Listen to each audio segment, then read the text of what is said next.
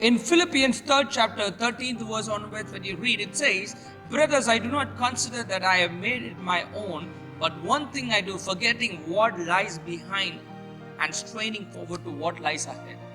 How should we think? We should not look back.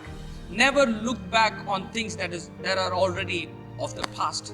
Look forward for what lies ahead of us. And it says in the 14th verse, "I press on towards the goal for the prize of upward call on God in Christ Jesus." Our vision should be towards our eternal life. Our vision should be the kingdom of God. Our vision should be to reach the kingdom of God. Our vision is to run the race that the Lord has kept for our life, to fulfill the purpose of God in this world.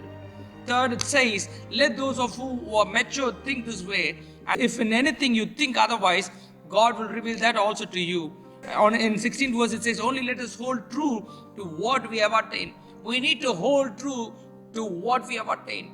You have to hold to the word of God, what the word teaches you. Hold on to the truth.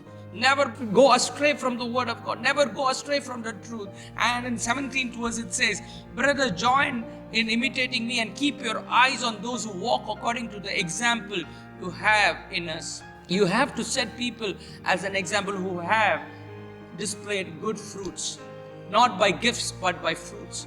You need to see the person whom you follow.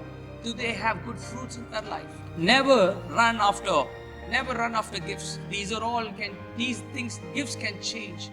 Gifts doesn't lead us to heaven, but the fruits leads us to heaven.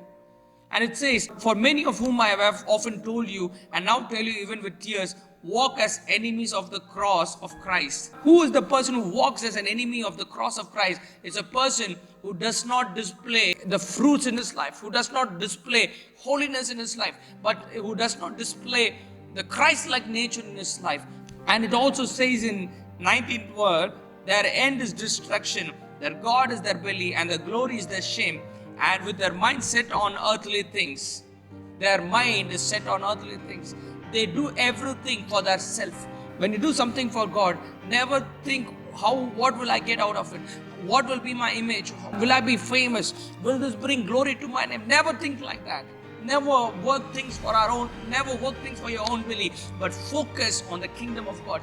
Everything that we do, our vision should be fixed on eternal life. And always remember, anything that you do for God, always try to do it only for the glory of God. And it says in 20th verse, "But our citizenship is in heaven, and from it we await Savior Lord Jesus Christ, who will transform our lowly body to be like glorious body, by the power that enables him even to subject all things to himself."